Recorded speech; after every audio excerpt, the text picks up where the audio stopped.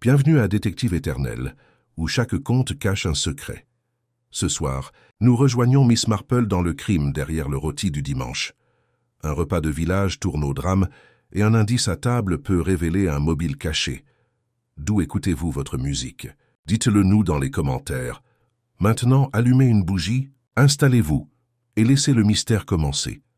C'était un de ces dimanches ensoleillés de fin d'été où le village de St. Mary Mead semblait exhaler un bonheur parfait. Les pelouses brillaient d'une douce chaleur, les rosiers du presbytère s'affaissaient légèrement sous le poids du soleil, et le bourdonnement des abeilles se propageait paresseusement au-dessus des haies. C'était précisément le genre de jour où un rôti du dimanche, accompagné de pudding du Yorkshire et d'un pichet de sauce épaisse, semblait à la fois un rituel et une récompense.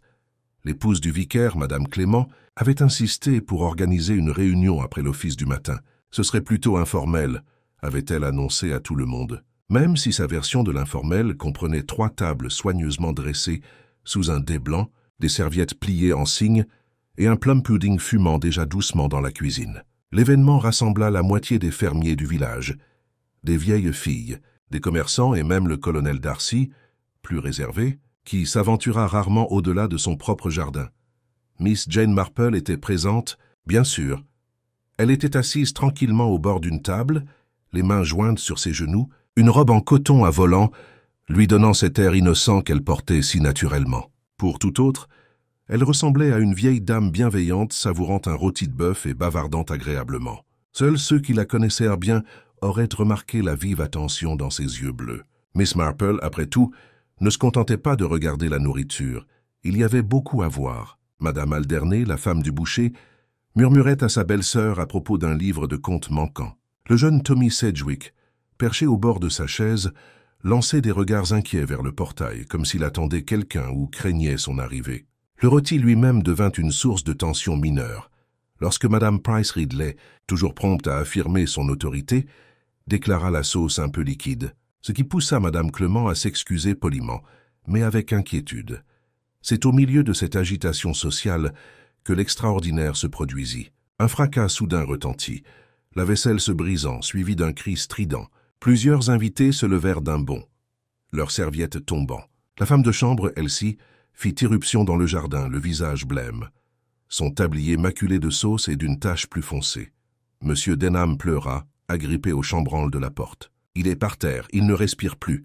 Un frisson d'incrédulité parcourut l'assistance.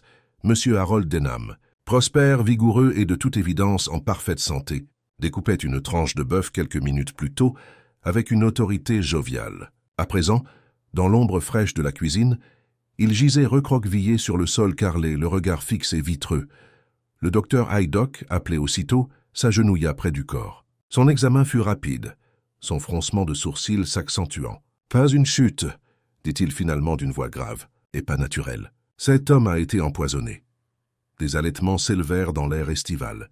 Madame Clément serrait ses perles, tandis que Madame Price Ridley marmonnait quelque chose à propos de la méchanceté du village. Le colonel Darcy aboya à la servante d'aller chercher la police. La réunion du dimanche se dissipa en murmures effrayés, certains invités se levant précipitamment, comme si la fuite pouvait les mettre à l'abri des soupçons. Miss Marple, cependant, restait assise, les mains jointes, l'air doux. Elle avait vu quelque chose. Un échange de regards ténus, un léger serrement de mâchoire, le léger tressaillement nerveux d'une main près d'un verre. Et tandis que d'autres restaient bouche bée devant le corps sans vie de M. Denham, Miss Marple déjà songeait. Elle ne pensait ni au poison ni à la science, mais au caractère, et aux petites cruautés trop familières qui se cachaient sous les rideaux de dentelle et l'argenterie polie de la vie villageoise. Elle leva sa tasse de thé d'une main délicate, le regard pensif. Un homme est mort. Un rôti du dimanche avait tourné au drame, et elle, discrète comme toujours, démêle déjà le premier des mensonges qui flottaient dans l'air, estival comme le bourdonnement des abeilles. La nouvelle de la tragédie survenue au presbytère se répandit dans St. Mary Mead, avec la rapidité d'une rafale de vent emportant des feuilles, d'automne à travers une rue pavée. Lorsque la police arriva pour prendre les choses en main, chaque foyer du village semblait savoir que Harold Denham avait été abattu en plein rôti du dimanche, et qu'un empoisonnement était suspecté. Pour un village si habitué aux querelles mesquines autour des concours de fleurs, Aux disputes mineures à propos des haies et aux spéculations chuchotées sur l'identité des poules qui erraient trop librement, cette soudaine frôlement de la mort était tout simplement extraordinaire. Au sanglier bleu, l'auberge qui se dressait fièrement dans la rue principale, l'affaire fut décortiquée avec délectation par ceux qui n'étaient même pas présents. M. Pritchard, qui se considérait comme une autorité en matière de criminalité, en raison de son penchant pour les romans policiers, déclara avec une assurance solennelle qu'il s'agissait très certainement d'arsenic. Un poison villageois classique, dit-il en tapotant le cendrier de sa pipe. Toujours dans la tasse de thé ou glissé dans un ragoût. C'est comme ça qu'on fait. Madame Bartlett, la receveuse des postes, n'était pas d'accord. Absurde. Tout le monde sait que les feuilles d'arsenic sont des cygnes, et le docteur Haydock n'aurait jamais été aussi prompt à dire poison si ce n'était pas quelque chose de moins évident. J'ai entendu dire que c'était du cyanure. Des amandes amères. Voilà l'odeur. Ses auditeurs se penchèrent avec empressement, mais aucun ne put affirmer avec certitude avoir senti ne serait-ce qu'une bouffée d'amande. En vérité, très peu de gens savaient ce qui s'était passé. Certains disaient qu'Harold Denham s'était affalé sur le couteau à découper, se serrant la gorge. D'autres jurent qu'il était simplement tombé en arrière, le visage bleuissant. Quelques-uns murmurent même qu'il était mort avant le dessert, et que le cri de la servante avait été plus théâtral que sous le choc. À St. Mary Mead, les ragots ne manquaient pas, l'exactitude était rare. De retour au presbytère, où la police avait établi son quartier général pour l'après-midi, l'atmosphère était lourde d'incrédulité. L'inspecteur Creel, un homme corpulent à la moustache épaisse et à l'impatience prononcée, recueillait les témoignages des invités. Son carnet se remplissait rapidement de noms, d'heures et de vagues souvenirs, mais il semblait déterminé à s'en tenir à l'explication la plus simple. Ce type avait dû manger quelque chose de désagréable, marmonnait-il à plusieurs reprises, même si ses yeux brillaient à l'idée de pouvoir identifier un coupable. Croyez-moi, on reviendra à celui qui a manipulé la nourriture. Cette déclaration jeta une ombre sur Madame Clément et sa servante, Elsie, qui clamèrent toutes deux leur innocence d'une voix tremblante. Madame Clément pleura, déclarant que le bœuf avait été acheté le matin même chez les bouchers d'Origny, le pudding préparé selon une recette familiale inchangée depuis des années. Elsie, effrayée et pâle, affirma qu'elle avait simplement transporté les plats de la cuisine à la table. Le soupçon ne les toucha pas à la légère, car dans un petit village, rien n'était plus accablant que d'être accusé d'avoir gâché un rôti du dimanche, et encore moins d'avoir entraîné la mort avec Miss Marple, écoutait tout cela sans s'immiscer. Elle avait été parmi ceux interrogés, et ses réponses avaient été données avec douceur. Oui, elle avait mangé du bœuf. Oui, elle avait pris une cuillerée de sauce. Non, elle n'avait rien remarqué d'anormal au goût.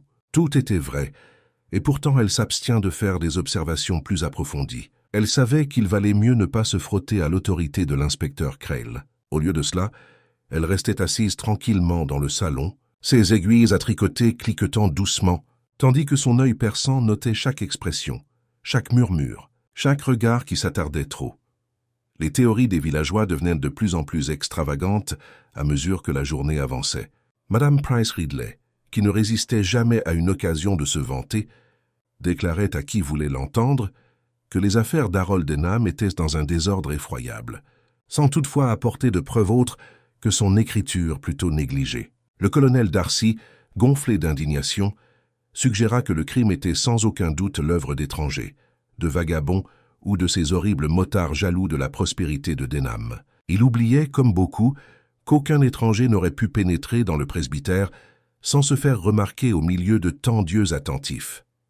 Parmi les plus jeunes, des rumeurs laissaient entrevoir une romance. On savait que Harold Denham courtisait la nièce de Madame Alderney, une jeune fille pleine d'entrain qui comptait plus de prétendants qu'il n'était raisonnable de le croire. Certains murmuraient que la jalousie aurait pu pousser un rival à des extrémités désespérées. D'autres évoquent les querelles occasionnelles de Denham avec M. Alderney lui-même, des différends sur le prix de la viande et des retards de paiement. Dans un village, la moindre friction pouvait prendre des proportions de scandale.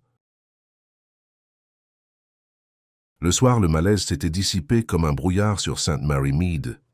Les rideaux furent tirés plus tôt que d'habitude, les portes verrouillées et les lampes allumées aux fenêtres qui, d'ordinaire, brillaient d'une douce lueur bienvenue. L'idée du poison, invisible et insidieux, perturbait les villageois plus que n'importe quel cambriolage ou bagarre. Le poison, après tout, pouvait être délivré par un sourire caché dans un plat, transporté dans le plus ordinaire des récipients.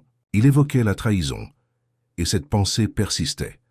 Miss Marple, rentrant chez elle, son sac à tricot soigneusement accroché au bras, réfléchissait à tout ce qu'elle avait vu et entendu. Le village, elle le savait, était déjà en train de convaincre quelqu'un dans son imaginaire collectif. Pourtant, comme toujours, la vérité ne serait pas si simple. Les gens, se rappelait-elle, mentent souvent sous l'effet de la peur, mais révèlent tout aussi souvent des vérités qu'ils n'avaient jamais voulu dire. C'était dans ces faux pas, ces petites trahisons de la nature humaine, qu'elle trouvait sa voie. Elle s'arrêta devant le portail de son jardin, contemplant les roses trémières se balançant doucement dans la pénombre. Le meurtre n'était pas nouveau pour elle, pas plus que les ragots, les soupçons et la peur qui s'ensuivaient. Pourtant, elle ressentait une résolution silencieuse à observer, à écouter et à démêler les nœuds que d'autres considéraient comme de simples bavardages villageois. Car sous ces bavardages, il y avait toujours un courant de vérité, et elle avait bien l'intention de le trouver. L'inspecteur Crail revint au presbytère tôt le lendemain matin, carnet à la main et l'air résolu. Il était, à sa manière, un homme avide de résultats, car il détestait le côté désordonné d'un crime non résolu. Le vicaire, le révérend Clément, le reçut dans son bureau, le visage pâle après une nuit blanche, tandis que madame Clément, assise dans un coin, les yeux rougis, insistait toujours sur le fait que sa nourriture n'avait jamais pu en être la cause. L'inspecteur l'assura d'un ton bourru qu'il ne croyait pas qu'elle avait empoisonné M. Denham délibérément. Mais le ton de ses paroles ne la réconfortait guère. La première étape de l'enquête consista à ramasser la vaisselle restante. Assiettes et verres furent soigneusement emportés par les agents, au grand désespoir de madame Clément. Elle s'attarda anxieusement, tandis qu'ils emballèrent sa porcelaine dans du papier Kraft. Miss Marple, qui était venue le matin sous prétexte de réconforter, observait la scène avec un intérêt serein. Elle ne fut pas surprise lorsque l'inspecteur murmura qu'il fallait envoyer des échantillons au laboratoire. L'expérience lui avait appris que des hommes comme l'inspecteur Crail préféraient les certitudes de la science aux aléas du comportement humain. Mais elle savait aussi que la science seule révélait rarement la vérité. Les invités de cette funeste réunion furent à nouveau convoqués, cette fois pour des dépositions plus détaillées. Ils arrivèrent à contre-cœur, certains visiblement nerveux, d'autres feignant l'indignation. Madame Price Ridley fit irruption, affirmant avoir prévenu dès le premier instant qu'une injustice était en préparation. Le colonel Darcy grogna contre la perte de temps de la police, tandis que le jeune Tommy Sedgwick paraissait pâle et nerveux, comme s'il craignait ce qu'on pourrait lui demander. Madame Alderney elle-même arriva, les lèvres pincées, les yeux étincelants d'un mélange de colère et d'inquiétude. Miss Marple écoutait attentivement depuis son fauteuil silencieux dans un coin, ses aiguilles à tricoter cliquetant doucement. Elle n'avait aucun rôle officiel, bien sûr, et pourtant personne ne semblait s'opposer à sa présence. On aurait dit qu'elle se fondait dans le décor, une vieille dame inoffensive qui aimait s'occuper les mains. Pourtant, chaque phrase, chaque expression spontanée était soigneusement enregistrée dans son esprit. Un échange en particulier retint son attention. Lorsqu'on lui demanda où il était assis, Tommy Sedgwick hésita, jouant avec sa manchette avant de répondre qu'il était au bout de la table, près du dessert. Une légère hésitation peut-être, mais Miss Marple la remarqua. Une autre réponse vint de madame Alderney, qui insista d'une voix aigre sur le fait que Harold Denham avait parlé gaiement tout au long du repas et n'avait montré aucun signe de malaise jusqu'au moment même où il s'était évanoui. Pourtant, Miss Marple se souvenait distinctement d'une légère lueur d'irritation qui avait traversé le visage de Denham plus tôt, lorsque madame Alderney elle-même l'avait pressé avec un peu trop d'empressement à découper le rôti. L'irritation n'était pas une maladie, mais un détail qui laissait entrevoir des tensions sous-jacentes dans leur relation. L'inspecteur Crail, quant à lui, semblait déterminé à poursuivre l'enquête sur la nourriture. « Il va falloir établir qui a manipulé quoi », déclara-t-il en arpentant le bureau du vicaire. Si le poison était dans la sauce, la servante avait peut-être été piégée ou persuadée. S'il était dans le bœuf, peut-être la famille du boucher devrait-elle en répondre. La réponse la plus simple est généralement la bonne, et d'après mon expérience, il s'agit toujours de quelqu'un ayant un accès immédiat à la nourriture. Cette déclaration fit fondre en larmes madame Clément et réduisit Elsie, la servante, à un silence glacial. Miss Marple, cependant, leva les yeux de son tricot, l'air doux. « On se souvient, dit-elle doucement, d'un cas où la réponse la plus simple semblait correcte. une pauvre fille de cuisine accusée d'avoir glissé quelque chose d'horrible dans un ragoût. On ne découvrit que plus tard que le coupable avait lui-même remué le plat en faisant semblant d'aider. Son ton était familier, doux même, mais ses paroles firent grincer des dents l'inspecteur Crail. « Insinuez-vous, madame, qu'un invité aurait pu le faire sous le nez de la compagnie ?» demanda-t-il. Miss Marple se contenta de sourire. « Remarque rarement ce qui est sous nos yeux, » dit-elle. « C'est une curieuse habitude de la nature humaine. » L'interrogatoire se poursuivit, plus passionné que clair. À midi, Crail était convaincu qu'elle était la suspecte la plus probable. Après tout, c'était elle qui avait porté les plats, servi la sauce et versé le vin. Miss Marple, rentrant chez elle après les interrogatoires, ne put s'empêcher de songer à l'empressement de l'inspecteur. Certes, les domestiques portaient souvent le poids de la faute dans ces affaires, mais elle avait depuis longtemps observé que la culpabilité résidait rarement là où l'autorité pointait le plus rapidement du doigt. Elle s'arrêta le long du chemin pour admirer un carré de digital à floraison tardive, réfléchissant tranquillement. Ce qui l'avait le plus frappé ce matin-là n'était pas ce que les gens disaient, mais la manière dont ils le disaient. La colère de Madame Alderney, l'hésitation de Tommy Sedgwick, et même la certitude moralisatrice de Madame Price Ridley étaient autant de petits signaux annonçant des vérités plus profondes. Et puis il y avait Harold Denham lui-même. Un homme comme lui, prospère, sûr de lui, peut-être trop sûr de lui, ne s'effondrerait pas sans laisser derrière lui un sillage de ressentiment. Ce soir-là, assise près de sa fenêtre, son tricot sur les genoux, Miss Marple songea à la nature particulière du poison. C'était, pensait-elle, l'arme des secrets, de ceux qui préféraient le silence à la confrontation. Cela exigeait de la planification, de la patience et surtout de l'opportunité. Elle laissa son esprit vagabonder sur les visages à la table du presbytère, décelant en chacun d'eux la possibilité d'un mobile caché. Le voisin joyeux, le jeune homme anxieux, le commerçant ambitieux, tous avaient leur raison d'être jaloux, hostiles ou craintifs. Il s'agissait simplement de trouver laquelle avait conduit au meurtre. Elle prit une grande inspiration, plia soigneusement son tricot et attrapa la lampe. Le village, à cet instant, était en proie à des spéculations, ses habitants chuchotant derrière les rideaux et penchés sur les murs du jardin. Mais Miss Marple, à sa manière calme, distinguait déjà les ragots de la vérité, les bavardages des faits, car elle en avait vu assez pour savoir que la véritable histoire ne résidait pas dans la sauce empoisonnée ou les tests de laboratoire, mais dans les petites révélations révélatrices que les gens faisaient lorsqu'ils pensaient que personne ne les regardait. Au milieu de la semaine, l'inspecteur Crail avait pris sa décision. Il avait poursuivi l'affaire avec la persévérance brutale d'un homme habitué aux réponses simples, et toutes ses investigations l'avaient mené, pensait-il, à une seule conclusion. La femme de chambre, Elsie, était sa principale suspecte. C'était elle qui avait servi le repas, porté la saucière, celle qui était la plus proche d'Harold Denham au moment de son malaise. Aux yeux de Crail, l'occasion suffisait à le condamner. Les hommes de l'inspecteur l'avaient interrogé à plusieurs reprises. La pauvre Elsie, une jeune fille d'à peine 19 ans aux yeux écarquillés d'effroi, affirmait en larmes qu'elle n'avait fait que ce qu'on lui disait. Pourtant, chaque dénégation semblait la rendre plus suspecte aux yeux de l'inspecteur. Les villageois, eux aussi, se mirent à murmurer d'un ton sombre. Il était plus facile, après tout, de croire à la culpabilité d'un domestique que d'imaginer qu'un de leurs amis et voisins puisse être un meurtrier. L'idée s'installe dans le village comme une poussière, désagréable mais inévitable. Madame Clément, cependant, défendit sa femme de chambre avec une ferveur fervente. « Je ne veux pas qu'elle soit accusée », déclara-t-elle un après-midi, lorsque l'inspecteur Crail la pressa une fois de plus. « Elle est avec nous depuis 2 ans. Elle a toujours été loyale, toujours dévouée. Elle n'a aucune raison de faire une chose aussi malhonnête. » Ses paroles étaient pleines de sincérité. Mais Crail se contenta d'écrire une autre note dans son carnet et de marmonner une loyauté déplacée.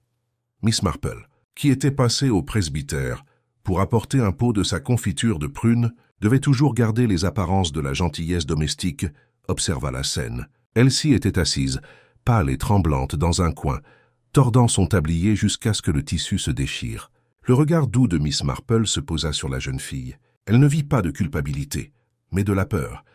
Et c'était la peur d'être accusée injustement plutôt que celle d'être découvert. Elle ne dit rien cependant, se contentant de tapoter le bras de Madame Clément en murmurant combien tout cela devait être épuisant.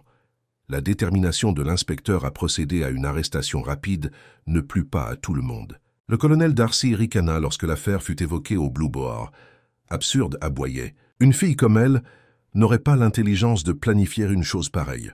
Non, non, c'est l'œuvre de quelqu'un de plus intelligent, de plus raisonnable. Harold Denham s'est fait des ennemis, je peux vous le dire. Sa voix résonna dans tout le pub et plusieurs villageois se penchèrent, impatients d'en savoir plus. Mais le colonel, satisfait de sa déclaration, replongea dans sa pinte et refusa de donner plus de détails. Pendant ce temps, Madame Alderney devenait de plus en plus loquace. Elle insistait sur le fait que Denham était en excellente santé et que le repas avait été ordinaire jusqu'à son soudain malaise. Pourtant, il y avait quelque chose de tendu dans son ton, comme si elle souhaitait prendre ses distances avec l'événement. Mademoiselle Marple observait cela avec intérêt. Après tout, les Alderney avaient fourni le bœuf. Si le poison avait été introduit avant d'arriver au presbytère, cela aurait été vraiment gênant. Pourtant, Madame Alderney semblait trop empressée de reporter les soupçons ailleurs, et cette impatience trahissait souvent une anxiété cachée. Les résultats du laboratoire, lorsqu'ils arrivèrent enfin, confirmèrent la présence d'un poison. L'inspecteur Crail annonça sa découverte avec délectation, bien que la substance précise restât vague.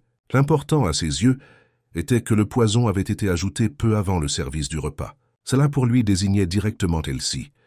Il parla triomphalement de mandat et d'accusation, mais son enthousiasme ne fit que renforcer la tranquille détermination de Miss Marple. La jeune fille, elle en était certaine, n'était pas une meurtrière. Ce soir-là, Miss Marple reçoit la visite de Dolly Bantry, sa vieille amie et voisine. Dolly, qui ne résistait jamais à un scandale villageois, était pleine de spéculations. « Ma chère Jane », s'exclama-t-elle en s'installant lourdement dans un fauteuil, « ne parle que de ça. La moitié du village est convaincue que c'était Elsie. L'autre moitié insiste sur le fait que c'était la nièce de Madame Alderney, une histoire ridicule d'amour qui a mal tourné. Et le croiriez-vous? Quelqu'un a même suggéré le colonel Darcy. Comme si le pauvre homme s'abaissait à empoisonner qui que ce soit. Il préférerait de loin un duel. Miss Marple sourit faiblement, versant le thé avec sa grâce habituelle. « J'en dise ce qu'il est, dit-elle. C'est un fait des plus curieux, Dolly, que face à une situation terrible, les gens s'accrochent à l'explication qui correspond le mieux à leurs propres préjugés. La pauvre Elsie est jeune, pauvre et sans défense. Cela fait d'elle un bouc émissaire facile. Mais la facilité n'est pas synonyme de vérité. » Dolly se pencha en avant, les yeux brillants. « Alors, tu ne crois pas que c'était Elsie ?» Miss Marple secoua la tête. « J'ai connu beaucoup de jeunes filles, Dolly. Elles sont stupides, parfois négligentes, mais rarement meurtrières. Et si elles le sont, c'est généralement pour des raisons évidentes. L'argent, la jalousie, le désespoir. Je ne vois rien de tout cela ici. » La conversation s'éternisa, Dolly exigeant des détails, Miss Marple se contentant d'observations douces. Pourtant, intérieurement, son esprit fonctionnait avec constance. Elle se souvenait de l'assurance de Denham à table, de sa légère irritation envers Madame Alderney, des regards nerveux de Tommy Sedgwick et de la certitude presque excessive de Madame Price Ridley dans ses jugements. Chacun de ces détails s'accordait, même si la forme du schéma n'était pas encore claire. Ce que Miss Marple comprenait, mieux que quiconque, c'est que la nature humaine se répète. Une querelle dans une grande maison portait les mêmes stigmates qu'une querelle entre commerçants. La jalousie dans un salon n'était pas différente de la jalousie dans une ruelle de village. Quelque part dans ses souvenirs villageois, il y avait un parallèle, un petit écho de ce crime. Il lui suffisait d'attendre qu'il lui vienne à l'esprit. Alors que la semaine touchait à sa fin, l'inspecteur Crail préparait son dossier contre Elsie. Les villageois murmuraient, certains avec pitié, d'autres avec satisfaction, comme si l'affaire était déjà résolue. Pourtant, Miss Marple, rentrant chez elle sous le ciel du soir, songeait en silence que la vérité n'avait pas encore éclaté. Elle en avait vu assez pour savoir que l'histoire de surface correspondait rarement à l'histoire cachée. Et sous la surface de ce rôti du dimanche se cachèrent des secrets bien plus obscurs que l'inspecteur Crail n'était prêt à l'imaginer. Le dimanche suivant se leva plus calmement que le précédent, bien que le village fût encore perturbé par l'ombre qui planait sur lui. La fréquentation de l'église était exceptionnellement élevée, car lorsque la mort s'invite si près de chez soi, chacun aspire à se montrer du côté de la justice. Miss Marple assistait, bien sûr, à sa place habituelle, au premier rang. Son recueil de cantiques soigneusement annoté, l'air serein. Elle observait l'assemblée avec discrétion, notant qui évitait le regard de qui qui s'attardait trop à la porte de la sacristie et qui murmurait derrière ses mains. Le crime qui se cachait derrière le rôti du dimanche n'était pas encore oublié, et à St. Mary Mead, la mémoire était une chose ancienne. L'inspecteur Crail n'avait pas caché son intention d'inculper Elsie, la bonne. Sa voix était suffisamment forte pour que tout le monde l'entende lorsqu'il s'adressa au révérend Clément après la cérémonie. Il était convaincu que l'affaire était simple, et sa détermination à la régler ne faisait qu'ajouter au malaise. Miss Marple, cependant, remarqua autre chose ce matin-là. Une petite chose, presque insignifiante mais importante, comme c'est souvent le cas pour de telles broutilles. Alors que l'assemblée sortait, Madame Alderney laissa tomber son mouchoir. Se penchant pour le ramasser, Mademoiselle Marple aperçut une légère tache sur le bord, un curieux anneau brunâtre comme s'il avait été renversé. Madame Alderney le reprit avec une hâte surprenante, esquissant un sourire. Pour n'importe qui d'autre, cela n'aurait peut-être rien signifié, mais Miss Marple conserva précieusement cette image dans sa mémoire. Cet après-midi-là, elle s'occupe de son jardin. Le simple fait de soigner des rosiers l'aidait souvent à réfléchir et tandis qu'elle taillait une branche rebelle, elle retourna à l'énigme. Harold Denham avait été empoisonné. L'inspecteur Crail était déterminé à en accuser Elsie. Pourtant, Miss Marple ne pouvait oublier l'irritation qui se lisait sur le visage de Denham lorsque Madame Alderney le pressait de découper le rôti, ni les regards inquiets du jeune Tommy Sedgwick. Les motivations étaient comme des mauvaises herbes qui se propagent sans être vues jusqu'à étouffer le jardin, et il fallait chercher attentivement pour en trouver la racine. Plus tard, Dolly Bantry passe, comme à son habitude. Elle arrivait toujours en trombe avec une nouvelle, les joues rouges de Rago. « Jane, tu ne devineras jamais, » annonça-t-elle en s'enfonçant dans le fauteuil près de la fenêtre. « Je viens d'apprendre que le testament d'Harold Denham a disparu. Apparemment, il en avait un, mais personne ne le retrouve. »« C'est curieux, non ?» Miss Marple posa délicatement sa tasse de thé sur sa soucoupe. « Très curieux, en effet, » murmura-t-elle. « Les testaments ont tendance à disparaître quand leur présence est gênante. On se souvient de la pauvre Madame Mayhew, dont la nièce s'était retrouvée inopinément riche après la découverte d'un document égaré. De telles choses ne sont pas rares. » Dolly se pencha en avant, impatiente. « Crois-tu que quelqu'un l'ait tué pour de l'argent ?» Miss Marple sourit faiblement. « C'est possible, Dolly. L'argent est l'une des motivations les plus fortes dans les affaires humaines. Mais on tue aussi par fierté, par peur et par amour. Il ne faut pas se décider trop vite. » Le soir venu, les disparus allèrent faire couler beaucoup d'encre. Certains prétendent que Denham l'avait détruit lui-même, d'autres que quelqu'un l'avait volé dans son bureau. Miss Marple, cependant, repensa au mouchoir de Madame Alderney et à son étrange tâche. Elle se souvint que le verre de vin de Denham avait été poussé vers lui avec une insistance presque excessive. Et elle se souvint que Madame Alderney avait été la première à s'exclamer que Denham avait eu l'air en parfaite santé jusqu'à la fin, comme si elle avait hâte d'immortaliser ce moment. Ce soir-là, Miss Marple était assise près du feu, tricotant, les aiguilles cliquetant sans cesse. Elle pensa aux mouchoirs, un détail qu'on oubliait facilement. Mais les mouchoirs avaient causé la perte de bien des gens auparavant. On les sous-estimait parce qu'ils étaient si ordinaires, si quotidiens. Et pourtant, ils portaient les traces des habitudes et de l'inattention de leurs propriétaires. Une tache, une odeur, un coin plié différemment des autres, tout cela pouvait être révélateur. Pendant ce temps, l'inspecteur Crail effectuait ses derniers préparatifs. Il avait de nouveau convoqué Elsie, et les villageois murmuraient que la pauvre fille pourrait être emmenée avant la fin de la semaine. Miss Marple écoutait les murmures, hochait la tête avec sympathie et parlait peu. Elle attendait. Elle en avait assez vu pour savoir que lorsqu'un indice se présentait, d'autres ne tardaient pas à suivre. Un mouchoir taché, un testament manquant, les hésitations d'un jeune homme, autant de pièces d'un puzzle qui ne s'emboîtent pas encore, mais qui le feront bientôt. Dans le silence de son salon, elle laissa ses pensées dériver vers la table du dimanche. Denham découpant le bœuf, le sourire inquiet de Madame Alderney, le visage pâle de Tommy, la langue acérée de Madame Price Ridley. Tout était là, attendant d'être arrangé à sa juste valeur. La nature humaine, songea elle, est aussi fiable que les saisons. On peut tromper avec des mots, mais leurs actes, petits et insouciants, les trahissent à chaque fois. Elle posa son tricot, croisa les mains sur ses genoux et sourit intérieurement. L'inspecteur avait ses suspects, les villageois leurs ragots, mais elle avait son indice. Petit, ordinaire, ignoré de tous, sauf des plus vigilants. Et dans ce petit indice résidait la clé pour percer le mystère du crime qui avait tant perturbé St. Mary Mead. Le village, déjà en proie à de nombreuses rumeurs, s'emballa lorsque la nouvelle de la disparition du testament d'Harold Denham devint monnaie courante. L'absence d'un tel document ouvrait 1000 possibilités et chaque villageois se sentait en droit de proposer sa propre solution. Au Blue Boar, les voix s'échauffent, les clients se demandant si Denham avait eu l'intention de déshériter ses cousins ou de subvenir généreusement aux besoins de la nièce de Madame Alderney. Pendant ce temps, Madame Price Ridley déclarait à l'épicier à voix haute que les testaments disparaissaient toujours, à cause de parents intrigants.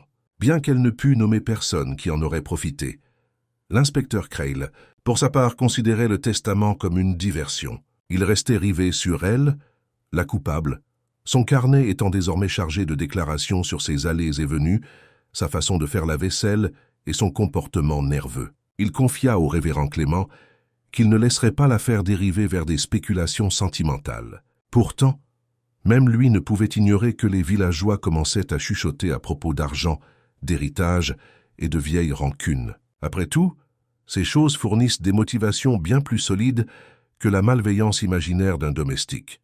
Miss Marple, cependant, observait non pas les grandes explications, mais les petits comportements.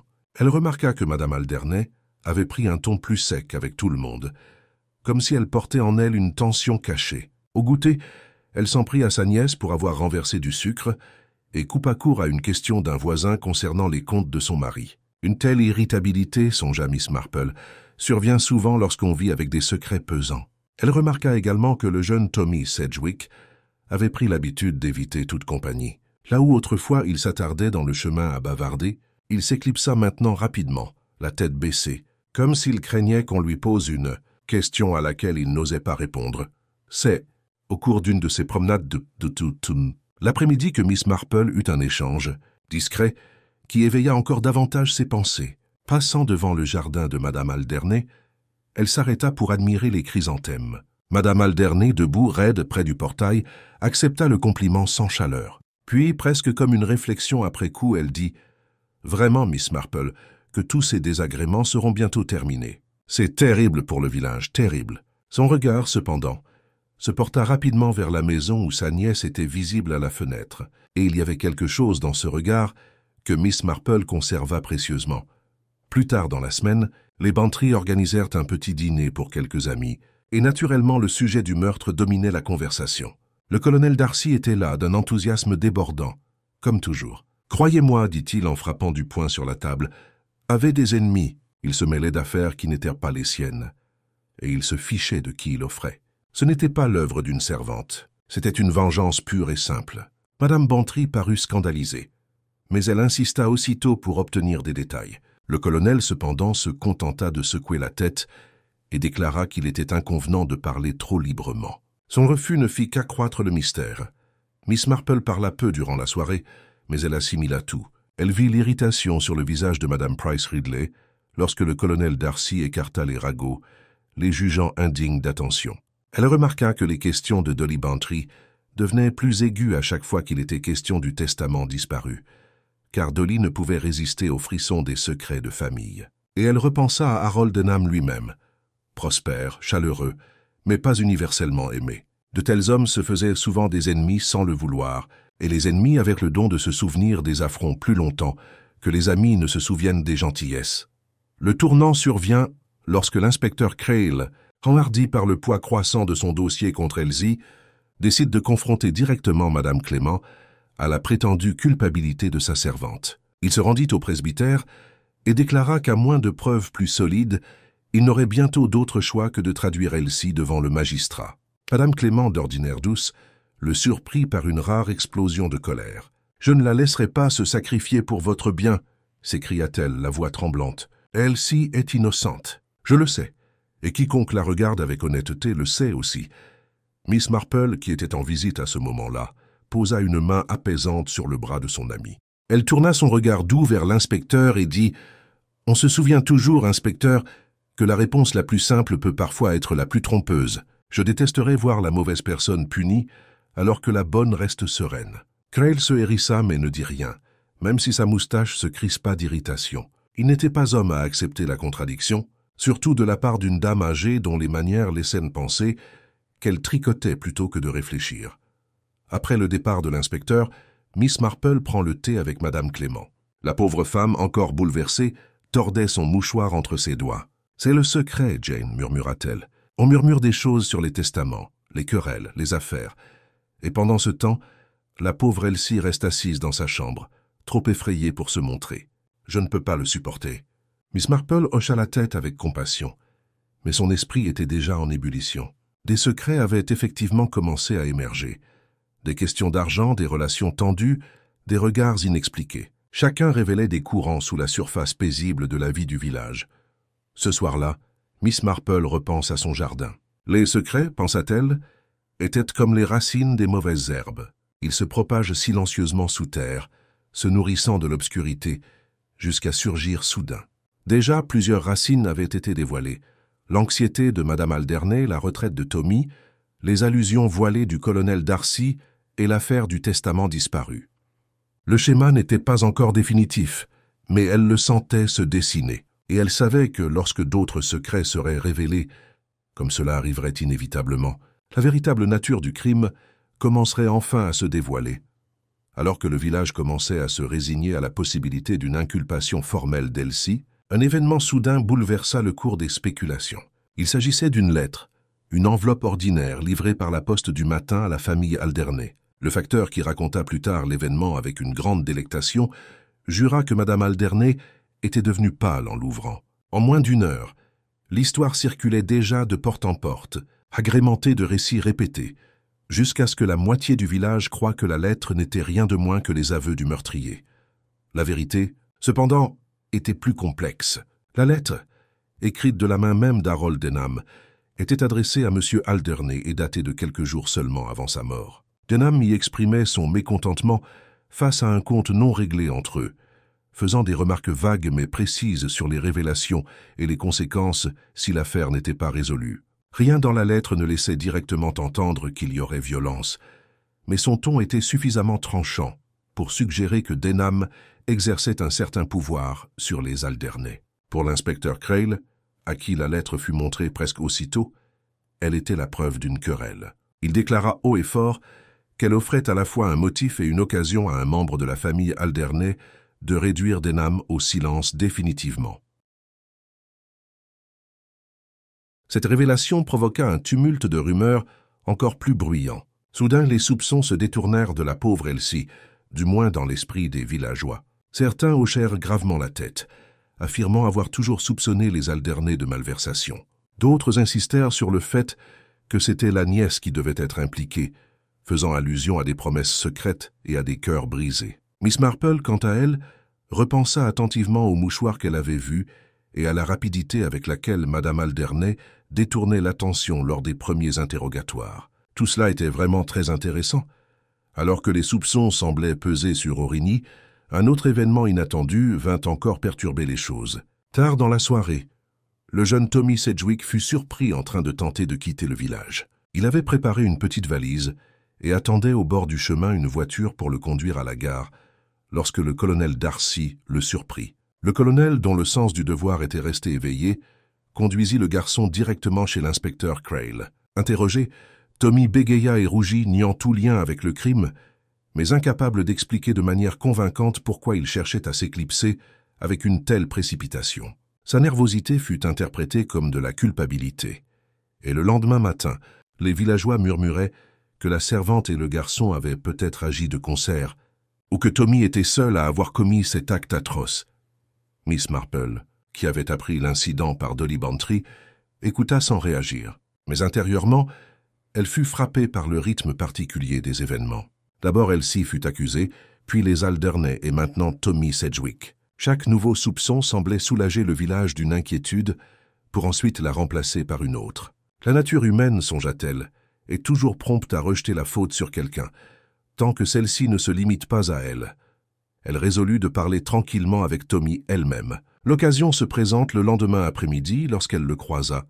S'attardant dans le chemin, sa valise disparut, mais le visage toujours empreint d'inquiétude. Avec douceur, elle l'invita à faire un petit tour avec elle. Il résista d'abord, mais la calme insistance de Miss Marple le fit bientôt sortir. Peu à peu, son histoire apparaît. Il avoua des dettes, d'abord modeste, puis croissante, contractée suite à des paris insensés avec des amis. Harold Denham, avoua-t-il, avait menacé de révéler sa faiblesse à sa famille si l'argent n'était pas remboursé. Tommy avait paniqué, certain que sa réputation serait ruinée, et il avait préféré fuir plutôt que d'affronter la honte.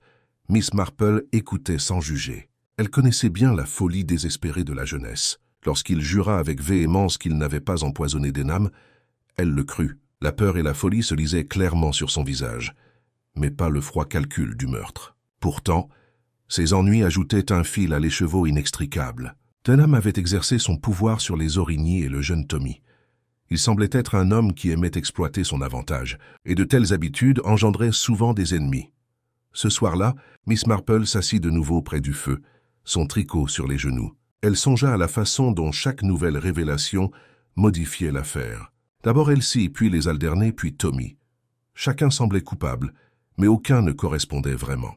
Cela lui rappela un vieux puzzle qu'elle avait vu autrefois, où chaque pièce semblait être la bonne jusqu'à ce qu'elle soit placée à côté des autres. C'est alors seulement que sa véritable nature apparaissait, et elle soupçonnait qu'avec ce crime, la véritable nature restait encore à révéler. L'inspecteur Crail, quant à lui, était ravi du drame. Il alternait entre porter plainte contre Elsie et envisager de poursuivre les Alderney, tout en gardant Tommy sous surveillance. Mais Miss Marple, sirotant son thé, pensait au testament disparu d'Harold Denham, à l'étrange tache sur un mouchoir, aux dettes, aux querelles et aux regards échangés à la table du dimanche. Quelque part parmi ses fils se trouvait la vérité. Et elle, à sa manière discrète, comptait bien la trouver. Les jours qui suivirent l'évasion, ratés de Tommy Sedgwick, furent agités à St. Mary Mead, si l'inspecteur Crail se gonflait de satisfaction à l'idée d'avoir plusieurs suspects à gérer. Les villageois étaient las de l'incertitude. Certains affirmaient qu'il s'agissait très certainement des Origny, d'autres que le comportement de Tommy trahissait une mauvaise conscience, tandis qu'un groupe plus restreint continuait de murmurer à voix basse au sujet d'Elsie. Personne ne semblait satisfait, et pourtant personne ne se sentait totalement en sécurité non plus. Les portes étaient verrouillées plus tôt, les ragots se faisaient plus furtifs, et même les sermons du vicaire étaient teintés de malaise. Miss Marple, quant à elle, avait commencé à détourner son attention de la collecte des faits pour observer les caractères. Pour elle, ce n'étaient jamais les grandes déclarations ni les preuves scientifiques qui révélèrent la vérité, mais les petites trahisons de la nature que l'on ne pouvait dissimuler. Elle se rappelait comment Harold Denham avait irrité beaucoup de gens en les accablant de dettes, en faisant allusion à des révélations, en s'immisçant dans des affaires qu'il valait mieux laisser de côté. De telles habitudes laissaient des traces, et elle avait appris que ceux qui exploitent les faiblesses d'autrui se retrouvaient souvent entourés d'un ressentiment muet. La clé résidait dans la découverte du ressentiment qui s'était transformé en fatalité. Elle décida que le moment était venu d'aborder ses voisins plus directement. Ce n'était pas sa façon d'accuser, mais plutôt d'écouter avec une certaine innocence, de tendre ses filets de conversation et de voir quelle réaction pourrait être captée. La première de ces épreuves discrètes eut lieu lorsqu'elle invita Madame Alderney à prendre le thé. La femme du boucher arriva avec sa vivacité habituelle, le visage figé par la détermination, comme si elle cherchait à conquérir plutôt qu'à discuter. Miss Marple la reçut avec une douce chaleur, versant du thé et proposant des scones sans la moindre intention. Ils parlèrent d'abord des affaires du village, les chrysanthèmes, le prix du beurre, la nouvelle série de sermons du pasteur. Puis, comme distraitement, Miss Marple remarqua que c'était vraiment dommage pour M. Denham. Il semblait si fort ce matin-là, et puis il est tombé malade. On se demande s'il était malade depuis un certain temps, sans que personne ne s'en aperçoive. Elle le dit d'un ton léger avec un air de spéculation, comme si elle-même avait du mal à croire à une telle possibilité. La réaction de Madame Alderney fut immédiate. Sa tasse de thé heurta sa soucoupe, et elle répondit trop vite. Absurde, il était en parfaite santé. Chacun sait que son ton était sec, ses joues rouges, et pendant un instant son regard se porta sur le mouchoir qu'elle avait sorti pour s'essuyer les lèvres. Miss Marple le remarqua sans toutefois insister. Au lieu de cela, elle sourit gentiment et changea de sujet, laissant son invité se rasseoir, même si ses mains ne cessaient jamais leurs mouvements agités. Plus tard, Miss Marple réussit à rencontrer Tommy Sedgwick par hasard dans le chemin. Elle lui parla gentiment, s'enquit de sa mère, puis lui dit « J'espère que tu parviens à garder le moral, mon cher. Ces terribles rumeurs doivent peser lourd sur un jeune homme. Tommy, pâle et anxieux, balbutia qu'il se débrouille plutôt bien. Mais lorsque Miss Marple mentionna, comme en passant, qu'elle supposait que Harold Denham avait beaucoup d'amis au village, le visage de Tommy se tordit d'une pointe d'amertume. « Amis » répéta-t-il. Il n'avait pas d'amis. Il n'avait que des gens qu'il malmenait. Les mots jaillirent avant qu'il puisse les retenir, et il rougit, détournant le regard. Miss Marple hocha doucement la tête, comme si elle souscrivait à une simple opinion, même si intérieurement elle enregistrait sa remarque avec soin. Son dernier test de la semaine eut lieu dans le salon de Dolly Bantry. Dolly avait réuni quelques dames pour un après-midi de bavardage, et Miss Marple en profita pour observer Madame Price Ridley, qui avait insisté avec force sur la culpabilité d'Elsie. À un moment donné, alors que la conversation s'oriente à nouveau sur le sujet, Miss Marple dit d'une voix douce qu'il est si difficile de savoir avec du poison. On ne peut pas toujours savoir avec certitude quand il a été administré ni par qui. Je me souviens d'un cas où le pauvre médecin avait insisté sur le fait qu'il avait dû être placé dans le repas, mais on a découvert plus tard qu'il se trouvait dans un verre posé sur la cheminée. Elle parlait comme si elle racontait une anecdote anodine. Pourtant, elle vit aussitôt Madame Price Ridley se raidir, les lèvres pincées, les yeux se tourner vers le service à thé posé sur la table. Ce ne fut qu'un instant, mais cela suffisait à suggérer que sa certitude concernant Elsie tenait plus à la protection de sa propre tranquillité d'esprit qu'à une véritable conviction. À la fin de la semaine, Miss Marple sentit qu'elle avait vu juste. Chaque suspect avait trahi quelque chose dans sa réaction. Madame Alderney, son anxiété. Tommy, son ressentiment. Madame Price Ridley, son excès de certitude. Aucun de ces éléments ne prouvait à lui seul la culpabilité, mais ensemble, ils dessinaient les contours de la nature humaine sous ses formes familières. La peur, l'amertume, l'orgueil. C'est dans de tels croquis que Miss Marple trouvait toujours sa voie. Ce soir-là, assise près de sa fenêtre, son tricot sur les genoux, elle réfléchissait à tout ce qui s'était passé.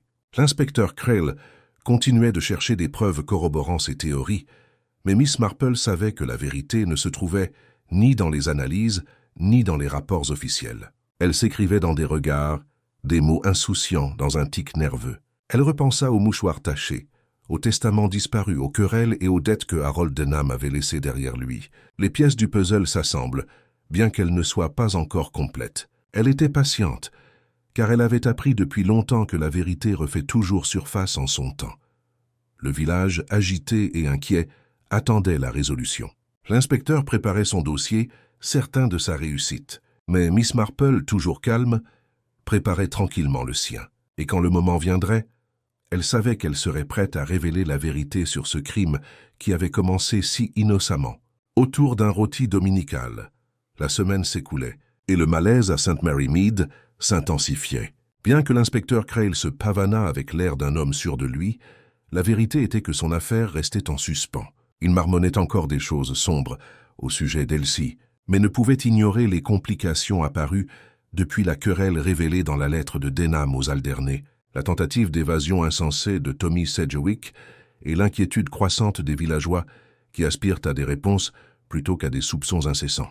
Chaque recoin du village bourdonnait de murmures, et la tension planait sur les lieux comme un nuage d'orage. Miss Marple, avec sa discrétion habituelle, sentait que le moment approchait où les choses allèrent basculer. Elle savait que les gens sous pression ne pouvaient pas garder longtemps leur apparence. Les secrets, une fois dérangés, avaient tendance à remonter jusqu'à se faire jour. Ce n'était qu'une question de patience et d'observation attentive des failles. Elle eut l'occasion d'observer ces fissures de plus près lorsque Dolly Bantry invita un petit groupe à dîner. Les Bantry, comme toujours, ne purent résister à l'excitation d'un mystère se déroulant sur le pas de leur porte. Dolly s'activait, bavardant, tandis que le colonel Darcy, Madame Price Ridley et Madame Alderney étaient assis dans le salon, chacun déterminé à paraître calme. Miss Marple, tricotant avec assiduité, écoutait Dolly orienter la conversation vers les affaires d'Harold Denham. Le colonel Darcy fut le premier à s'échauffer. « Ce type était une brute », déclara-t-il, la moustache hérissée. « Il se faisait un devoir de s'immiscer dans les affaires des autres. Je ne serais pas surpris que la moitié du comté lui veuille du mal. Et pourtant, nous voilà à harceler la servante comme si elle avait l'esprit ou le mobile d'un tel acte. » Ces paroles étaient empreintes d'une honnêteté brutale, même si son refus de s'étendre sur l'ingérence de Denham suggérait qu'il en savait plus qu'il ne voulait bien l'admettre. Comme prévu, Madame Price Ridley renifla. La jeune fille était là avec la saucière. C'est parfaitement simple. Mais bien sûr, on préfère le mélodrame aux faits. Elle croisa les bras, son regard parcourant la pièce comme si elle mettait quiconque au défi de la défier. Miss Marple l'observa attentivement. L'insistance de la femme était presque trop ferme, comme si elle s'accrochait à l'explication, non pas parce qu'elle y croyait, mais par crainte des alternatives. Madame Alderney, d'ordinaire vive et autoritaire, était étrangement réservée ce soir-là. Elle était assise, les mains jointes sur ses genoux, les yeux baissés la plupart du temps. Lorsque Dolly la pressait au sujet de la lettre écrite par Harold Denham, elle répondait sèchement, prétendant qu'il s'agissait d'un malentendu, d'une simple histoire exagérée par l'humeur de Denham. Pourtant, sa voix manquait de son assurance habituelle, et une ou deux fois, sa main s'égara vers son mouchoir tamponnant ses lèvres qui n'étaient pas sèches. Miss Marple observa le geste avec son intérêt habituel. De petits gestes répétitifs en disaient souvent bien plus que des mots. La soirée s'est terminée sans feu d'artifice, mais Miss Marple a emporté avec elle la pression croissante. Chacun cachait quelque chose, et la dissimulation devenait plus difficile. Elle sourit en se déshabillant pour aller se coucher, se remémorant une histoire de jeunesse, celle d'un enfant qui avait volé une pomme dans le panier d'un voisin. Le vol était passé inaperçu, mais le refus coupable de l'enfant de regarder qui que ce soit dans les yeux avait révélé la vérité en une journée. La nature humaine, songea Miss Marple, n'a jamais vraiment changé. Le lendemain matin, un nouveau rebondissement se produisit. L'agent, fouillant dans l'arrière-grange des Alderney pour des raisons personnelles, découvrit une petite bouteille cachée derrière une caisse. Son contenu était inconnu, mais les soupçons furent immédiats. La rumeur se répandit que le poison qui avait tué Harold Denham avait été retrouvé chez le boucher. Madame Alderney, hors d'elle-même, affirma que n'importe qui aurait pu le placer là pour les incriminer. Monsieur Alderney, le visage rouge et sur la défensive, déclara que son hangar n'était jamais fermé à clé et que la moitié des garçons du village pouvaient y circuler à leur guise. L'inspecteur Crail, quant à lui, triompha. Il déclara haut et fort que l'affaire était enfin presque réglée. Miss Marple était moins convaincue. Elle avait vu trop de cas où des objets compromettants apparaissent au mauvais endroit. De telles découvertes, elle le savait, témoignent souvent de ruse plutôt que de vérité. Pourtant, elle ne dit rien, continuant simplement son tricot assise dans son jardin. La découverte de la bouteille, elle le savait, provoquerait des réactions dans le village. Et ce sont ces réactions qui pourraient enfin révéler ce qui se cachait. En effet, dès l'après-midi, le village était en effervescence. Certains déclarent que les Origny étaient fichus. D'autres murmurèrent que Tommy avait peut-être caché la bouteille par désespoir. Elsie, presque oubliée depuis quelques jours, observait maintenant la scène avec de grands yeux, soulagée par le changement de suspicion. Madame Price Ridley, quant à elle, semblait étrangement perturbée par la nouvelle, tout en s'efforçant de maintenir son habituelle supériorité. Elle déclara une fois de plus que la servante était coupable, mais sa voix tremblait légèrement, et le regard perçant de Miss Marple perça son malaise. Ce soir-là, alors que le crépuscule tombait sur St. Mary Mead, Miss Marple était assise, sa lampe allumée et son tricot posé. Elle examina la bouteille, la lettre, le testament manquant et le mouchoir à l'étrange tache. Chaque pièce avait sa place, même si le tableau n'était pas encore complet. Mais elle sentait le filet se resserrer, les fils de la tromperie commençaient à s'effilocher. Bientôt, elle le savait, quelqu'un vacillait. Et alors, la vérité sur la mort d'Harold Denham ne resterait plus cachée. La découverte de la bouteille dans le hangar des Alderney avait électrisé St. Mary Mead. C'était le genre de rebondissement que les villageois savouraient car il permettait de nouvelles théories et de nouvelles condamnations. Certains affirmaient qu'elle constituait une preuve suffisante de la culpabilité des Alderney, tandis que d'autres soutenaient qu'elle avait été placée pour détourner les soupçons. Les ragots au Blue Boar atteignirent leur paroxysme. M. Pritchard citait des passages de ses romans policiers sur des preuves compromettantes, tandis que Mme Bartlett hochait vigoureusement la tête comme si elle-même avait été consultée par Scotland Yard. L'inspecteur Crail, gonflé de satisfaction, annonça à qui voulait l'entendre que l'affaire était presque close. « Nous avons le mobile, les moyens et maintenant les preuves, proclamation. Je m'attends à ce que cette affaire soit réglée sous peu. » Pourtant, malgré toute sa certitude, il n'avait pas encore procédé à une arrestation, peut-être conscient que sa confidence concernant Elsie n'était pas passée inaperçue au village. Il se contenta de convoquer à nouveau les Alderney pour les interroger, laissant les villageois spéculer et chuchoter à voix basse. Miss Marple, cependant, était assise dans son jardin avec son tricot, son esprit repensant tranquillement aux détails. Elle avait déjà vu de tels cas, des découvertes trop opportunes, des preuves qui apparaissent lorsque les soupçons s'étaient estompés. La véritable culpabilité, songea-t-elle, se révélait rarement de façon aussi nette. Elle se trahissait le plus souvent par des détails, des gestes inconsidérés, des paroles prononcées trop vite ou trop tard. La bouteille elle-même lui en disait moins que la manière dont elle avait été découverte. Ses pensées furent interrompues par l'arrivée de Dolly Bantry, débordante d'excitation. « Jane, ma chère, tu ne le croiseras jamais. On dit que la bouteille contenait des traces du poison, même que le docteur Haydock a trouvé dans le pauvre Denham. N'est-ce pas choquant ?» Elle s'assit avec un bruit sourd, les yeux brillants. Bien sûr, j'ai toujours pensé que les Origny étaient un peu trop prospères pour leur propre bien. Mais même ainsi, cela semble terriblement effronté, n'est-ce pas? Miss Marple sert le thé avec son calme habituel. Effronté, Dolly. Mais on se demande parfois si les choses affrontées ne sont pas aussi simples. On laisse rarement traîner sa culpabilité aussi facilement. Cela me rappelle une affaire dont je me souviens, où la montre d'un homme avait été retrouvée à l'endroit le plus incriminant. Tout le monde était persuadé de sa culpabilité jusqu'à ce qu'il soit prouvé que la montre avait été glissée là par une autre personne. Dolly se pencha en avant, impatiente. « Tu veux dire que tu penses que quelqu'un l'a cachée ?» Miss Marple sourit faiblement. « Je ne voudrais pas le dire encore, ma chère. Mais je trouve très curieux que tant de gens aient semblé soulagés quand la bouteille a été retrouvée. Le soulagement, tu sais, est souvent plus révélateur que la peur. » Ce soir-là, Miss Marple assiste à une petite réunion au presbytère, où le révérend Clément avait invité quelques voisins pour tenter de rétablir un semblant de normalité. Parmi eux se trouvait le colonel Darcy, Madame Price Ridley et Madame Alderney, chacune chargée de son propre poids de suspicion. La conversation fut tendue, mais l'œil attentif de Miss Marple capta chaque détail. Elle vit les mains de Madame Alderney trembler lorsque l'affaire de la bouteille fut évoquée, la voix de Madame Price Ridley de plus en plus aiguë dans son insistance sur le fait qu'elle restait la véritable coupable, et le colonel Darcy éludait les questions avec véhémence. C'est lors de cette réunion qu'un moment subtil mais important se produisit. Au moment où le thé était servi, une tasse faillit se renverser et dans le tourbillon des excuses, le mouchoir de Madame Alderney glissa de ses genoux sur le tapis. Miss Marple se pencha pour le récupérer, effleurant le tissu du doigt. Elle revit la légère tache brunâtre sur le bord, la même marque curieuse qu'elle avait remarquée auparavant. Elle le lui rend poliment, croisant le regard de Madame Alderney un bref instant. La femme rougit, s'empara du mouchoir et le rangea précipitamment. Personne d'autre ne sembla le remarquer, mais Miss Marple sentit le petit détail s'imbriquer parfaitement dans le motif qu'elle était en train de former. Après la dispersion du rassemblement, Miss Marple rentre chez elle sous la lumière déclinante.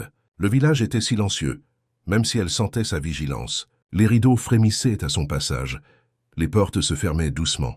On attendait l'intervention de l'inspecteur, la résolution du scandale. Miss Marple attendait aussi, mais pas le verdict de l'inspecteur Cray. Elle attendait l'ultime et inévitable dérapage de la nature humaine. Il viendrait, elle le savait, comme toujours. La culpabilité pesait lourdement, et sous la pression, les gens en révélaient plus qu'ils ne le voulaient. Ce soir-là, assise près de sa fenêtre, son tricot sur les genoux, elle repensa à Harold Denham, un homme qui réclamait des dettes, qui écrivait des lettres de menaces, qui laissait entendre des révélations.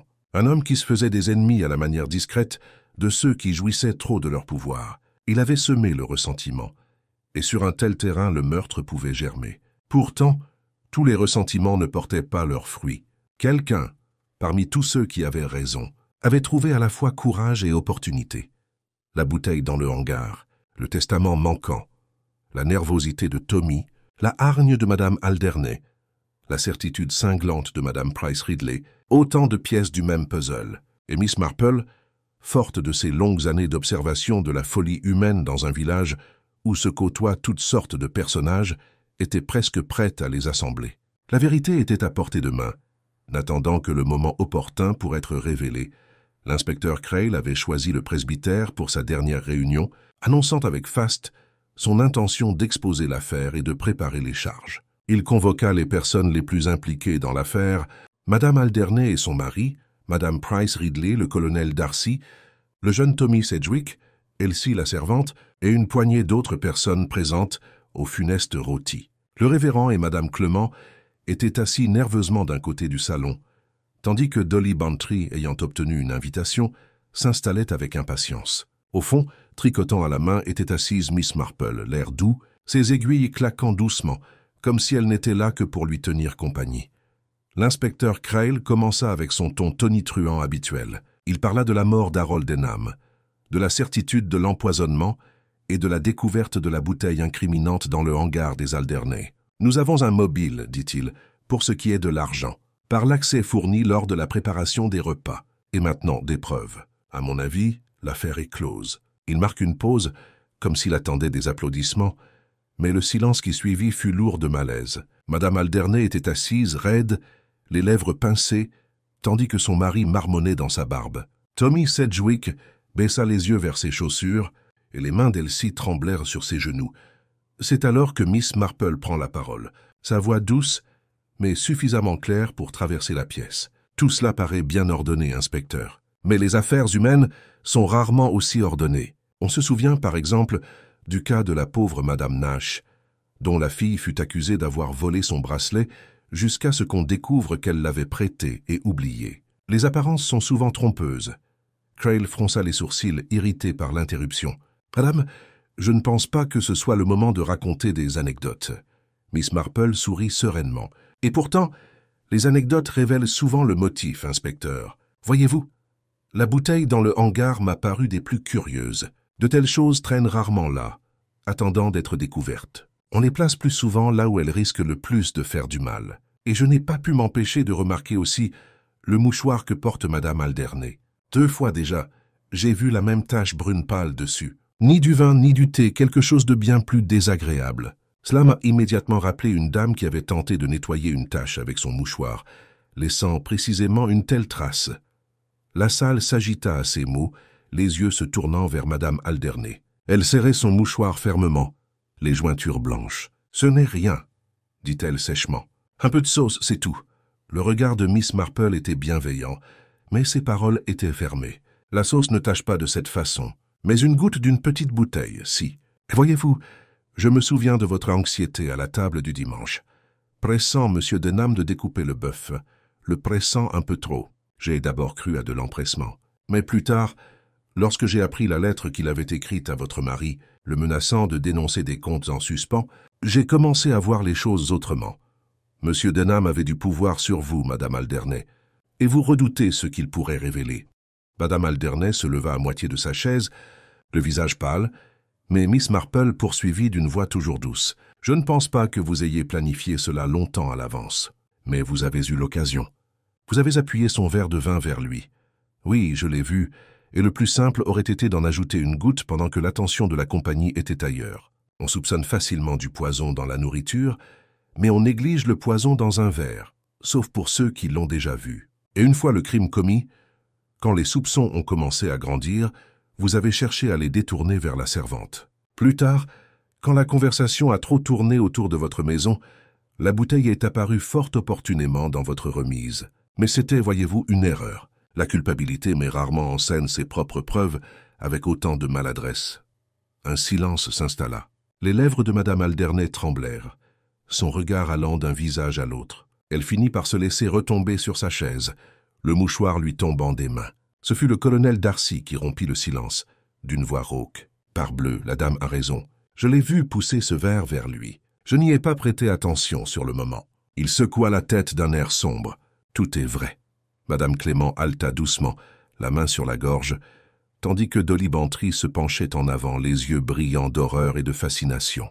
Madame Price Ridley marmonna quelque chose à propos de méchanceté, sa supériorité habituelle vacillant, et l'inspecteur Crail, le visage rouge, remuait ses notes, visiblement mécontent d'avoir été déjoué par une vieille tricoteuse. Madame Alderney parla enfin d'une voix basse et brisée. « Il nous aurait ruinés, » murmura-t-elle. « Il menaçait de tout révéler, de nous couvrir de honte devant tout le comté. Je ne pouvais pas le supporter. Je voulais seulement l'effrayer d'une seule goutte. Je ne crus pas que sa voix faiblissait, et elle se couvrit le visage de ses mains. Je ne pensais pas que cela le tuerait si vite. » La salle resta silencieuse, le poids de ses aveux retombant comme de la poussière. L'inspecteur Crail s'éclaircit la gorge et marmonna quelque chose à propos de la procédure, même s'il était évident que son triomphe lui avait été volé. Miss Marple, quant à elle, rassemblait son tricot, l'air doux et teinté de tristesse. Malgré toute son acuité à découvrir la vérité, elle n'appréciait jamais le moment de la révélation. C'était, elle le savait, la rupture d'une vie, et de tels moments étaient apporteurs de leur propre tragédie silencieuse.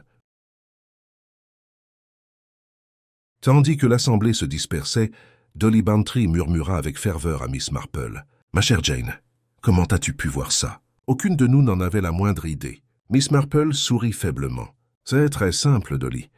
Il suffit de regarder les gens tels qu'ils sont, et non tels qu'ils voudraient apparaître. Après tout, la nature humaine est à peu près la même qu'à St. Mary Mead qu'ailleurs. » Sur ce, elle rangea son tricot et se prépara à partir, sa tâche accomplie. Le meurtrier avait été démasqué, l'innocent épargné, et la vérité avait été révélée avec douceur mais fermeté. Pourtant, alors même que le village se préparait au scandale à venir, Miss Marple songea en silence aux faiblesses de l'orgueil, de la peur, et à la dangereuse satisfaction que certains trouvaient à exercer un pouvoir sur les autres. Harold Denham avait joué à de tels jeux, et il en avait finalement payé le prix. Dans les jours qui suivent la confession silencieuse de Madame Alderney, St. Mary Mead s'installa dans un étrange silence. Ce n'était pas la paix habituelle d'un village satisfait de ses jardins et de sa routine, mais un silence hésitant né du choc. Les voisins parlaient à voix basse aux portes des jardins, et les rideaux tremblaient plus fréquemment que d'habitude. La vie continuait, on cuisait du pain, on arrosait les fleurs, on envoyait les enfants à l'école. Mais au fond de tout cela se cachait la conscience que l'un des leurs avait ôté la vie à un autre, non par accident ou par colère soudaine, mais intentionnellement. Les Alderney eux-mêmes se retirèrent presque entièrement. Monsieur Alderney, autrefois, un homme accueillant chaleureusement tous ceux qui entraient dans sa boutique, gardait les volets tirés et la porte close, tandis que sa femme restait invisible. Leur nièce fut envoyée chez des parents éloignés, une mesure expliquée aux villageois comme étant pour sa santé, mais personne n'y crut.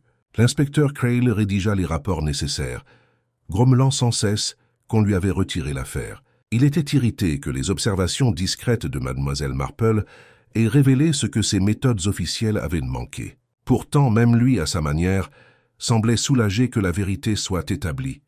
Elsie, la servante, se promenait de nouveau, la tête haute, bien que la peur n'ait pas encore quitté son regard. Certains villageois, gênés par la rapidité avec laquelle il l'avait condamné, lui offraient de petites choses. Un pain supplémentaire du boulanger, un mot amical à la pompe. Madame Clément, farouchement protectrice envers sa jeune servante, déclarait à qui voulait l'entendre qu'elle avait toujours su l'innocence d'Elsie. Miss Marple, passant avec son sac à tricot, se contenta de sourire sans rien dire. Elle avait suffisamment vu la nature humaine pour savoir que le souvenir de la culpabilité s'évanouissait aussi vite que les ragots eux-mêmes. Tommy Sedgwick, lui aussi, fut épargné par les soupçons. Sa bêtise et ses dettes ne furent pas oubliées, mais considérées comme des erreurs de jeunesse plutôt que comme des signes de méchanceté. Le colonel lui fit une sévère leçon d'honneur, tandis que le révérend Clément lui parla avec douceur de repentir et de constance. Tommy promit une amélioration, même si Miss Marple soupçonnait qu'il lui faudrait plus que des promesses pour se remettre sur pied. Elle était néanmoins heureuse qu'il n'ait pas porté le lourd fardeau du blâme. Au sanglier bleu, la conversation finit par revenir à des sujets plus ordinaires. Le prix du mouton, les perspectives de récolte, la voix du nouveau curé dans la chorale. Pourtant, le nom d'Harold Denham continuait de surgir, à demi-voix dans les recoins de la pièce. Certains le plaignaient, d'autres le traitaient de tyran qui s'était attiré le malheur. Tous s'accordaient, cependant, à dire que le village ne serait plus jamais le même après un tel événement. Un meurtre, songea Miss Marple, laissait toujours des traces, même lorsqu'il était résolu avec exactitude. Un après-midi, Dolly Bantry rejoint Miss Marple dans son jardin. Elles s'assirent sous les rosiers, tasse dans la main, tandis que Dolly racontait une fois de plus l'étonnement de l'assemblée au presbytère. « C'était extraordinaire, Jane. Tu étais assise là, calme comme un sou neuf, à tricoter, et soudain la vérité était là. Je ne sais pas comment tu fais. » Elle secoua la tête, les yeux brillants d'admiration. Miss Marple sourit en ajustant ses lunettes. « C'est très simple, Dolly. Il suffit d'observer. Les gens se révèlent, même lorsqu'ils s'efforcent de se dissimuler. La petite tache de Madame Alderney sur son mouchoir, son impatience nerveuse à table, ses dénégations rapides, tout cela raconte une histoire pour peu qu'on l'écoute. Et Harold Denham, je le crains, a préparé le terrain pour sa propre perte. Il aimait exercer un pouvoir sur les autres. C'est un passe-temps dangereux. Dolly hocha gravement la tête. Oui, mais c'est quand même du poison pour un rôti du dimanche. Ça fait froid dans le dos rien que d'y penser. Qui aurait pu imaginer une telle chose ici à St. Mary Mead? Miss Marple sirotait son thé, l'air pensif. Le mal ne vit pas seulement dans les grandes villes, Dolly. Il vit là où règne le ressentiment, les secrets et l'orgueil, qui on peut en trouver dans n'importe quel village, aussi jolis soient les roses. Alors que le soleil baissait, projetant de longues ombres sur le jardin, Miss Marple croisa les mains sur ses genoux. Elle pensa à Harold Denham, à sa prospérité et à son arrogance, aux peurs sourdes qu'il avait suscitées chez son entourage. Elle pensa aussi à Madame Alderney, poussée par le désespoir et l'orgueil à un acte sans retour. Dans les deux cas, elle voyait la fragilité de la nature humaine, le besoin de dominer, la peur d'être exposée, la quête désespérée de contrôle. De telles fragilités, elle le savait, pouvaient se transformer en tragédie dans de bonnes conditions. Avec le temps, le village retrouverait son rythme. Les enfants couraient dans les ruelles, les cloches sonnaient le dimanche matin et le sanglier bleu bourdonnait à nouveau de ragots anodins. Pourtant, sous cette surface sereine, le souvenir du crime qui se cachait derrière le rôti du dimanche persiste. St. Mary Mead, malgré tout son charme, porterait toujours cette ombre dans son histoire. Miss Marple se leva, rassembla son tricot et sourit doucement à Dolly. Le monde, ma chère, est rempli de petites tragédies et de petites cruautés. Elles sont tout aussi instructives que les plus grandes. Il suffit d'y prêter attention. Car en fin de compte, c'est toujours la nature humaine qui explique tout. Sur ce, elle rentra chez elle, sereine comme toujours, laissant derrière elle le léger parfum des roses et la certitude tranquille d'avoir, une fois de plus, percé les masques de ses voisins et découvert la vérité.